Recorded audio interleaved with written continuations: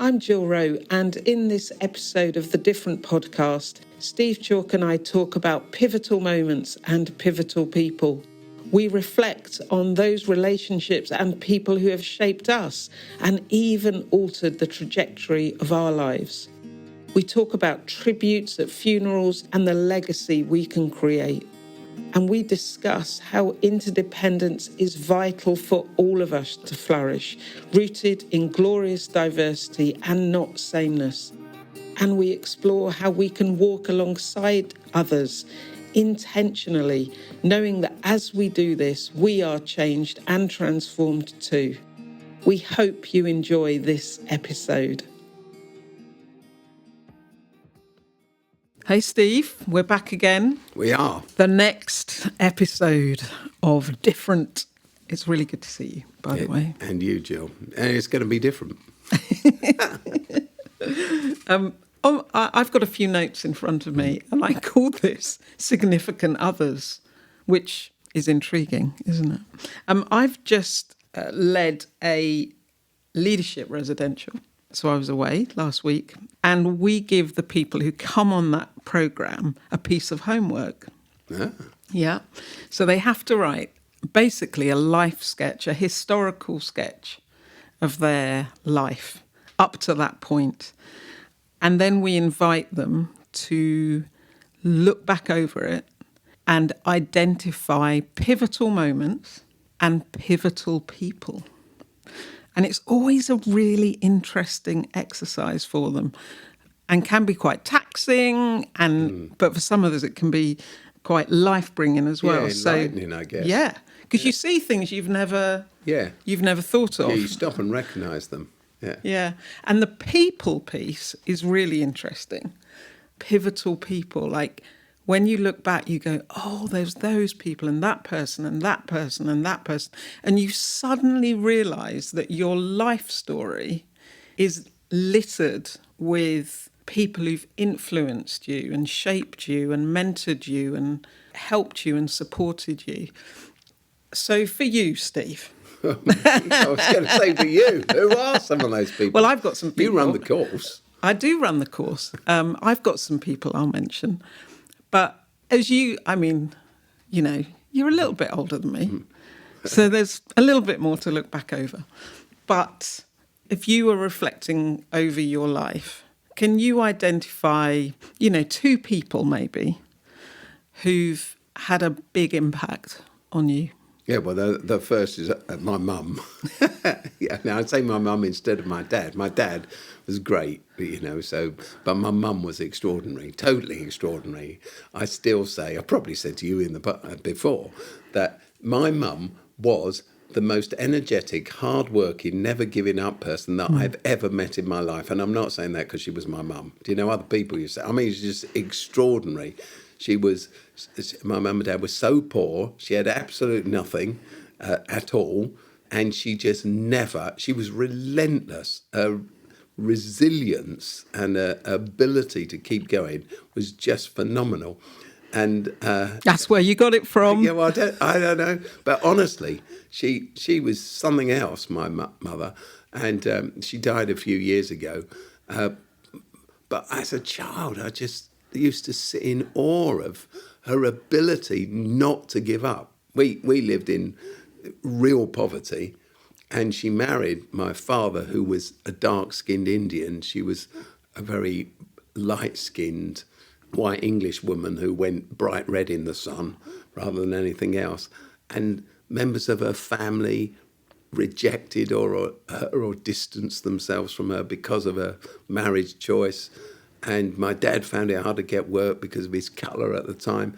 So they had nothing. My mum never had a bank account, you know, etc. Really? So we never went on a holiday ever, except days out. Never went away. Never went to a restaurant. None of those things. She couldn't afford to get on the bus. You know, she was amazing. That's one of the people that's influenced my life. And anyone else?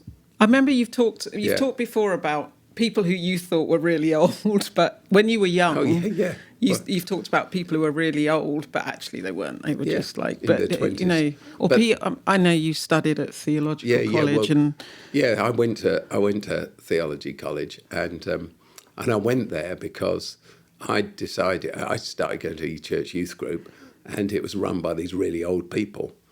But they were very nice. They were very nice. They're all men, actually, no women. But there's a bunch of old guys, you know, knocking on retirement. I suppose that's why they ran the youth group. And on Friday nights it was. But they were great. You know, one of them taught me to play the guitar and all sorts of stuff. It was fantastic. And then when I one night decided that when I grew up I wanted to start what has become Oasis, though I didn't know it was that at the time, just start a school, etc., etc. I went back to this youth group and I talked to these really old guys, and they gave me good advice, and they were the ones who said, if you want to do all this, you better study theology. Well, I hadn't got a clue what theology was, because I failed the 11 plus. I went to the kind of school where they didn't teach you theology or biology, for that matter. No ologies at your school. No ologies. I mean, they were all like, what are those to me? They said theology is the thing to do if you want to start a school and a house. So I kind of trusted them and all the rest of it because they were very old. But over time, I realised they weren't old at all. It's just that I was 14. And when you're 14, anybody who's older than 20 looks like they're kicking up the daisies, don't they? And they were actually all theology students. They were 21, 22 and 23. And that's why they knew nothing about life either. They were recruiting you. Exactly. I mean, you know, the answer to every question I could have ever asked them was study theology, because that's all they knew how to do. Or here's a new guitar chord. But actually, they had this amazing impact on my life. And one of them particularly, who, you know, I owe, his name's Steve Flashman, I owe so much to him, just like an anchor. And there have been several people like that in my life. There's one other person I want to ask you about. Tony Campolo. Tony Campolo. He's been a big influence on you, hasn't he? Yeah, Tony, for anybody who doesn't know him, Dr. Tony Campolo. He's, you know, probably the greatest communicator standing on a stage that I've ever got to know. Do you know? I mean, just unbelievable. An American. He studied under Albert Einstein. Amazing. Yeah. So he's like a mega brain. I kind of listened to him. And then when Oasis was just starting out, I was given this opportunity to go and speak at an event in Africa, this huge event in Harare, in Zimbabwe. And Tony was the other speaker. I'm like, why have they chosen me to speak? This great guy. Do you know? So he did this amazing talk. There were about 10,000 people at this conference. He did this amazing talk on the first night, and then I was speaking the next night. And it was honestly true. I went and found him because I was in awe of him anyway, and I sat down with him. I a drink with him, you know, in coffee or something in the morning. I said, Dr. Campolo, because I had to call him that, you know, Dr. Campolo. I said, I think you should speak again tonight, because I'm due to speak and I'm rubbish and you're great. And honestly, it's not just that I'm rubbish, it's that all my motives are wrong. I just want to be a really good speaker, and I know I'm not, but I just am here to do, you know, but I am not the person who should be doing this, you are. So I'd like you to go see the organisers, I said, and ask if you can do it instead of me, and I'll support that. I really will support that. And he said to me, I will not do that. You have to speak. And because you've come to say all that to me, I know you're the person who should speak. And I did speak, and we became friends. I mean, this is like 35, 40 years ago. And he's been my friend all the way through the years, and I've learned so much from him. And he's now lives in a nursing home. He's in his late 80s. And just a few months ago, I just got on a plane, and I went and I lived with Tony in his nursing home for 4 days, 5 days. I just stayed there with him. I call him often. I haven't spoken to him for a few weeks, actually. But I talk to him all the time. I owe him so much. Special friend, huh? Good guy. Yeah, Really well, good guy. and for you as well. We're all, we are in some ways what's been put into us. Oh, absolutely. Haven't we? So Yeah. it must be true of you as well. Oh, yeah. And I was thinking about this question that I was going to ask you, and I was like, how do you narrow it down? Because you know that there are so many. I feel privileged as I look back over my historical sketch, just how many people there are when you think about it. And I thought about there was Rob and Daphne, who were my youth workers, who it's that it was just this little youth group in a village church, but they were the ones who took the time every Friday and at another point in the week. Fridays, you see. Fridays, Youth Club Day. Friday night is youth club night, and it was so fun and so good. But they also were the first people to join the dots for me around if the Jesus story is a justice story, and it's about the transformation of the world. And they did it in the most, just unexpected ways. So I think without them, I think the trajectory might have been different. And then there was another couple who I got to meet last summer again at Greenbelt, which was amazing. Wendy and Nicholas, who, I babysat for their kids and cleaned their house. And they did pay me, obviously, did their ironing. But really what happened was they took this interest in who I was as a teenager and as a young person, and were investing in me. And it was just brilliant seeing them last summer, and it's like this, oh yes, you did all of this. And there's just so many people. There's you and Corny, Steve, there's your kids, there's, there's this massive patchwork of people. We are community people. We are community people. Yeah. There's some friends of mine, Mel and Hamish, who, literally just welcome you into the family. But what's interesting when I look, and, Ruth and Mark Durnley, and there's all these people I can name, and there's, many others. But what I realise with every single one of them, genuinely, is what they were doing was saying, come and do life in this relationship. This isn't like some weird setup of, we're the mentors and it was just, it's the same with you, we're doing life with you, which is just a beautiful thing, isn't it? Yeah, and they say, don't they, that this thing I've learned, you can judge the character of a person by what they're willing to invest in someone that they want nothing from. Exactly. They can't gain anything from.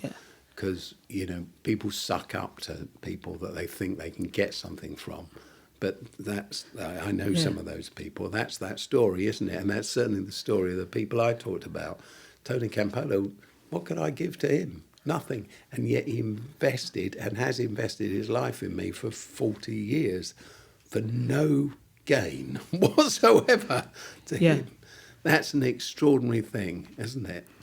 We see for so many people that actually they struggle to find trusted adults and trusted others, don't they?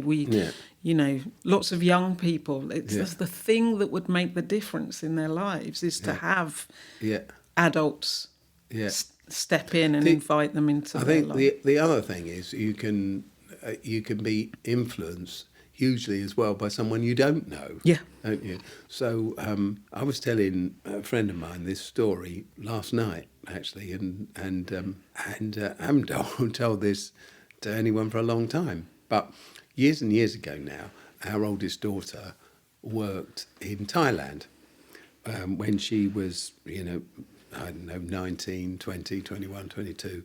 And she worked in Bangkok in the red light district, or one of the red light districts there. So there's this huge trade in women, trafficked women, etc. And she lived there for 6 years and worked amongst these young women, older women who just abandoned. It was fantastic work she did. And I went out to see her, And she took me to the red light district one night. We went there and we sat in this bar, and it's a terrible thing. You know, you see all these girls, younger and older, and they wear numbers, literally wear a number, 1 or 32 or whatever it is. And then men will come in and they'll buy a drink and they'll order a girl, like, I'll have number 23. This is terrible. And Emily took me there, my daughter, and then was chatting with people because she knew them, and I'm sitting there and what do I do? You know, like, and this woman came up to me and sat next to me with a big number on her. I can't remember what it was. And we began talking, and she spoke English, a bit broken, but she spoke some English. And I said, hello, my name's Steve, what's yours? You know, and she told me her name. And anyway, we finally got into this conversation, and I thought the longer the conversation lasted, the better it was, because it was rescuing her from being abused by someone. Anyway, she was in her 40s, early 40s. She told me this story. I asked her how long she'd worked in this bar, and she'd worked in that one and some others since she was 16, 17. But she'd not been trafficked. Here's the thing. She said, nobody made me come here. I came from my village. Now, I'd been into some of the villages in Thailand, because I've been to Thailand a few times and seen the poverty there. And she said, I came here because I make money for my masters, my pimps, but I get some money and I send it home to my family. And that is a way of caring for my family. And I've done that every year since I was 17. And she said to me, with a smile on her face, an extraordinary thing, she said, and next year will be my last year, and I'll go home. And I said, how do you know? Why is that? She said, because my niece, my sister's girl, I have paid for her to go to university, and she studied law. Wow. And next year is her final year. And when she becomes a lawyer, I don't have to stay here anymore, and I will go home, because she will, through her profession as a lawyer, earn the money to keep our family. And I thought to myself, you know, you're supposed to be, you know, this woman is a prostitute, and yet I realised she was one of the most moral people that I'd ever met in my life.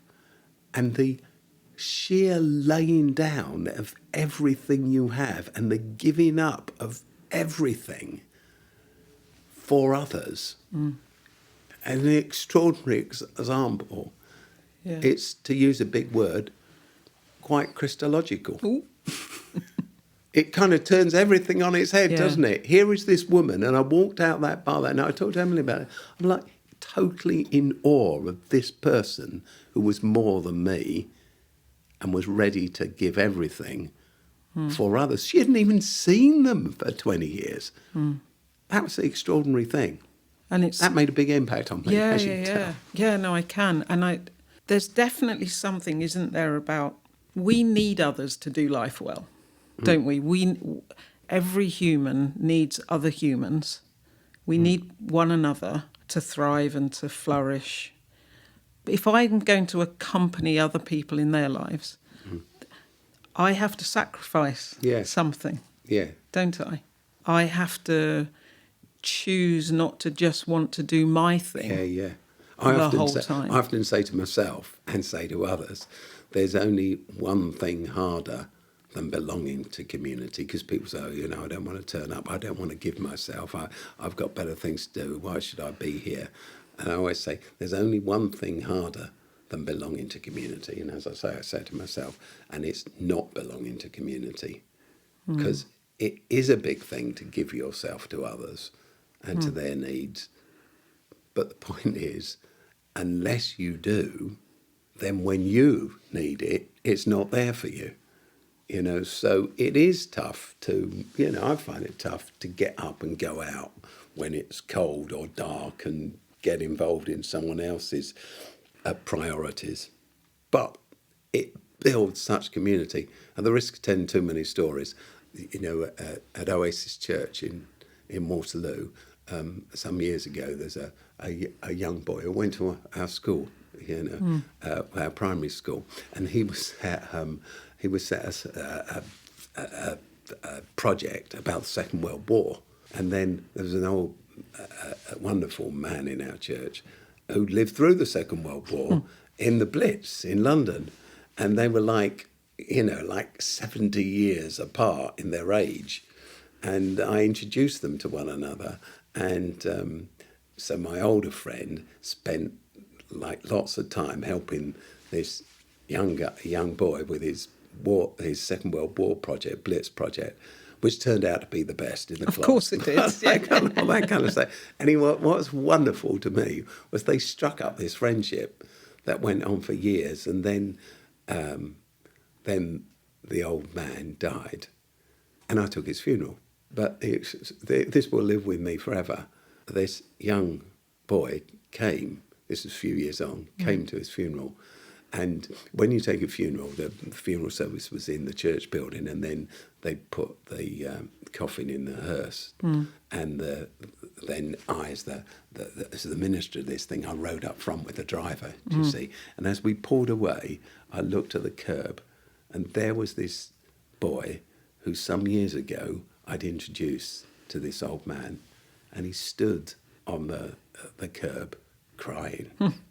And I thought that was one of the most beautiful things I'd ever seen, because the strength of the bonds across the generations. Absolutely. And they were from different parts of the world, different cultures, different in every way, and yet both of them had been enriched by the other. And I thought, for so many people, that never happens because they don't belong in community. And community isn't about sameness, it's about diversity and difference. Absolutely. We tend to, gravitate, don't we, towards people who are the same as us, rather than seeking out that difference. What do we need to do to keep expanding the circle, as it were, rather than this reduction that we have of, well, I'm in my tribe and that's another tribe over there, and Well, I always say to people, and this isn't an advert for Christianity or church or anything like that, but people say to me sometimes, I'd like to come to your church, but I don't believe in God. And I always say, you're very welcome. Yeah, I always say I wouldn't let that stand in your way if I were you. Like, come and meet some of the people there. Yeah, because it's wherever, I sometimes get asked to speak in mosques and synagogues and things. So they're all of those places. They're wonderful because they are diverse, whereas sometimes you go to a place and you find, down this pub, everybody's the same age and they sit together because they're the same age, the same gender, the same outlook, the same politics, the same background. So, and then people often say, I'm sure you hear that, well, I know a lot of people and everybody's saying this. And I realised, well, that's three people and they're all the same as you anyway. It's your own echo chamber. It's not a diversity. I got a friend who's a politician who taught me this lesson, and she said to me once, she said, politicians, everybody comes up to you and says, well, everyone's saying this. And I realised, she said one day, that what they mean is just a small group of people all the same, whereas my job is to know a lot of people who are all different, young and old and rich and poor and this ethnicity and that outlook and this sexuality and et cetera, et cetera. That's community. Yeah, the joy of the diversity. And just, you suddenly experience, don't you, your world expanding. Like there's more, you understand more, you discover more, you hear more. It's the most obvious thing. But so Mother Teresa said, didn't she, if we say we have no peace, we've forgotten that we belong to each other. And I think we have to work hard to realise that we belong to each other. But I also think we have to work hard at turning that belief into a reality in other people's lives. So as we look back, Stephen, you've talked about Tony and you've talked about those students, and your mum being the engine room that she was. And I think about all the people in my historical sketch. None of that happened by accident. There was intentionality written through every one of those relationships we've described. In that encounter you had with the woman in Bangkok, there's intentionality, isn't there, just running through all of that. And knowing that loads of people crave these kind of relationships with people that will help them navigate life, to gain wisdom, to grow in understanding, to walk alongside them through the most difficult moments. Like, that takes intentionality. I remember when my mum was dying of cancer, I remember one of the people who lived near me, who was part of the church I was at, I remember him and his wife just saying to me, "We're going to stand with you in the gap." And it was like that intentionality, that deliberate, we're going to do stuff that means we're going to be here for you. What are the choices you're making? Because you do this, Steve, in loads of people's lives. What are the choices that you are making, not to be that kind of significant other in a kind of egotistical way? I know that that's not true for you. But what are the kind of choices and decisions that you're making to be that for other people? How does it show up? Well, I think, I try. I don't know if I'm any good at it, but I try to look at another person's situation and need. Carl Jung, a great psychologist, he talked about the morning, and the afternoon and the evening of life. And he said that the issues that are important in the morning of life, who am I, what's my mark, what's my status? What have I got? Have I got? What do I look like? What am I going to do? What am I going to achieve? He said those are important questions in the morning of life, But he said that the problem was that he met lots of people in the afternoon of life who were still asking the questions of the morning of life. In fact, he made an extraordinary claim. He said all the people who were most troubled emotionally and with their mental health in the afternoon and evening of life were people who'd been unable to leave behind the questions of the morning of life. He said they're completely relevant to the morning of life, first half of life, but they're irrelevant to the second half of life. And you need to move on and leave those things behind. And the questions become, what can I give? How can I support someone? And that shows up in big ways and little ways. It shows up, like, who can I text today? Who could I drop a note to? Who could I just thank for what they've done? Who could I walk over to and say, that was brilliant? Yeah, that's right. Who do I send a card to? Who do I wander over and it gives them a mind time to? How can I build someone? How can I say, recommend this person to that person, connect these people? So it's a kind of, there's not one way of doing it. It's a kind of mission, isn't it? Well, it is a mission. And you're constantly working away at it. And then you have a little smile to yourself, don't you, when you connect one person to another person and you say, you've got to get to know her. She is brilliant at doing this and he can do that. And then you see their relationship develop and you kind of sit back and you think, wow, that's good. Yeah. But you got to get up and do that intentionally. Yeah, that's the point, isn't it? And I really agree. You have to flip in your head, don't you? It's not like you say, it's not what can I get, actually what can I give, which is really, really important. Yeah. One of the things I say to myself now is, I hope I've said it for a long time, is because I think, even in the things that I do, within Oasis, but in the whole of life, whatever it is even in what I'm striving to achieve, I'm thinking, if I can do this and get this far, then the next generation can climb on my shoulders and get further. The further I get, the further they get. So see yourself as we're all passing, aren't we? I was walking last night past the statue of Oscar Wilde, and as I walked past it, I thought, we're all temporary.